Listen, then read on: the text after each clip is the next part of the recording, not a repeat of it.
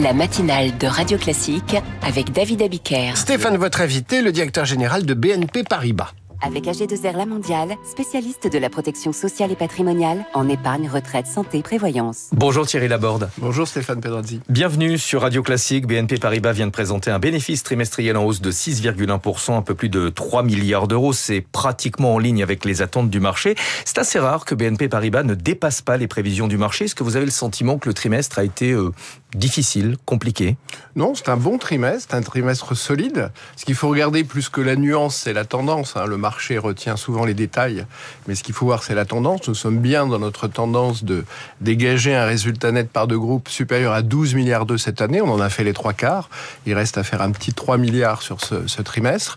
Et quand vous regardez le détail sur les métiers sont tous en croissance forte. C'est vrai des activités de banque d'investissement, 4,5%, 7,5% hors effet change.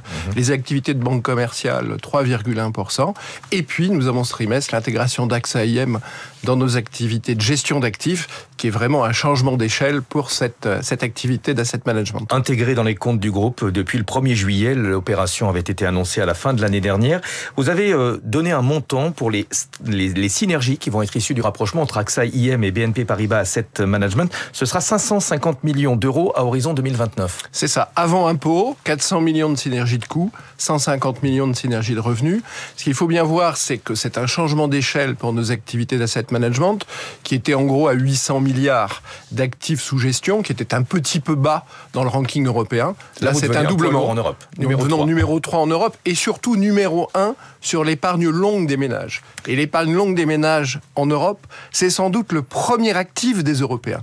Une épargne très profonde, très longue, qui, si elle est bien utilisée, est un élément clé pour le développement des investissements européens. Les résultats ont également été marqués par une augmentation du coût du risque, plus 25%. Vous avez évoqué en conférence de presse un dossier spécifique, sans beaucoup de précision. Pour quelle raison ? On ne disclose jamais le coût du risque, les dossiers individuels en matière de coût du risque. Cette opération porte sur nos activités de marché.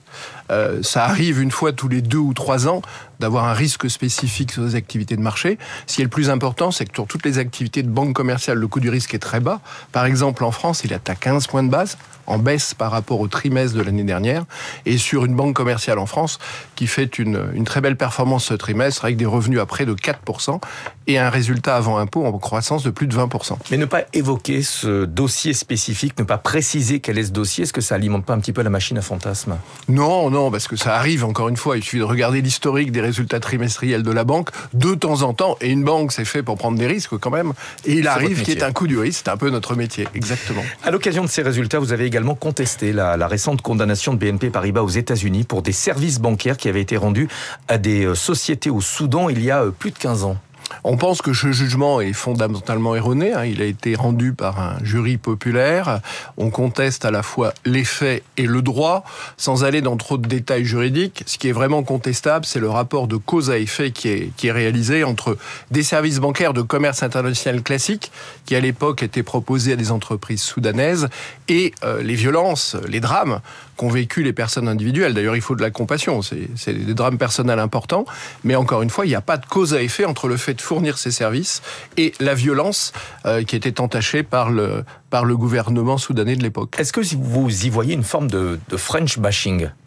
Non, je pense pas. C'est encore une fois une erreur de jugement. On va le contester.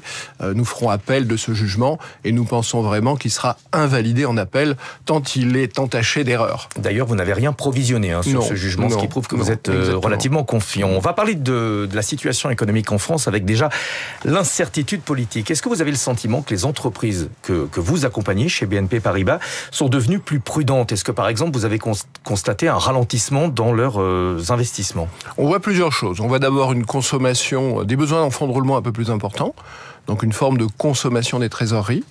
Et puis on voit aussi de l'attentisme. Les opérations un peu structurantes de développement, d'investissement sont là.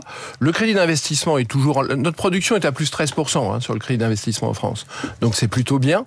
Mais en revanche, sur des opérations plus structurantes, on voit un peu d'attentisme. Ces opérations mettent un peu plus de temps à se décider dans les conseils d'administration. Donc les gens sont plus vigilants, font un peu plus attention aux risques que portent ces opérations. Voilà, c'est ça que l'on voit aujourd'hui. Les défaillances d'entreprises actuelles actuellement sont à un niveau record. En France, on risque de dépasser cette année la barre des 70 000 faillites sur l'ensemble de l'année. Ça fait un peu plus de 190 par jour. Est-ce que ça vous inquiète, vous qui accompagnez beaucoup d'entreprises? Alors nous, on est plutôt sur des entreprises intermédiaires, des entreprises moyennes ou grandes, moins sur des toutes petites entreprises. Qui sont surtout concernées. Voilà, c'est celles-là qui sont beaucoup concernées.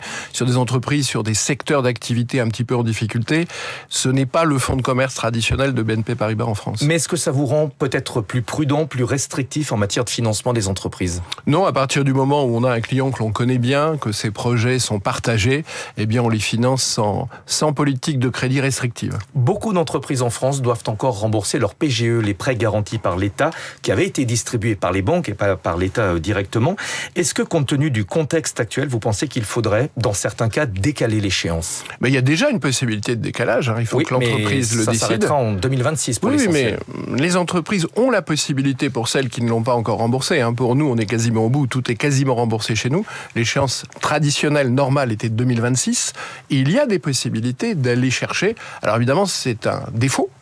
Il faut se déclarer en défaut, donc il y a une petite conséquence, mais il y a des possibilités de lissage sur 10 ans pour les entreprises qui seraient en difficulté de la dette résiduelle des PGE. Mais est-ce que vous pensez que les entreprises devraient pouvoir le décaler sans être en défaut, justement, parce que les conséquences d'une entreprise en défaut sont importantes? Ça, c'est la réglementation européenne, donc si vous voulez, une réglementation, elle est là pour être respectée. La France a été dégradée par plusieurs agences de notation. Qu'est-ce que ça change pour vous? J'imagine que vous détenez de la dette française. Peu. On a une grosse dizaine de milliards, elle est essentiellement amortie, donc on est un faible investisseur dans la dette française. Ça change peu de choses puisque notre programme d'investissement, de financement, il est réalisé à 95%. On a levé 22 milliards, je crois, cette année, et il est complètement finalisé. Un dernier mot peut-être sur un plan plus personnel avec le débat autour de la taxe Zuckman. Est-ce que vous avez le sentiment que la France n'aime pas les riches? On a le sentiment, en tout cas, nous, ce qu'on aimerait, c'est qu'un budget soit trouvé, un budget responsable. Donc là, on voit que sur les derniers débats à l'Assemblée nationale, on peut se poser quelques questions.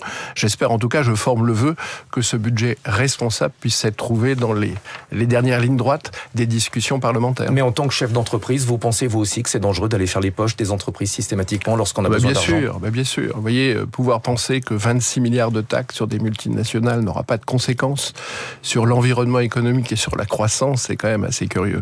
Merci beaucoup d'être venu ce matin sur Radio Classique. Thierry Laborde, directeur général de BNP Paribas, dont les résultats ont augmenté de 6,1% au troisième trimestre. Merci à tous les deux. Stéphane, à demain dès 6h pour la matinale de l'économie. À suivre les coulisses de la politique. Olivier Beaumont nous parle du lancement du nouveau livre de Jordan Bardella. Mais avant cela, l'orthographe, la grammaire, le bon usage de la langue, Karine Dijoux. Et si nous parlions français, Radio Classique,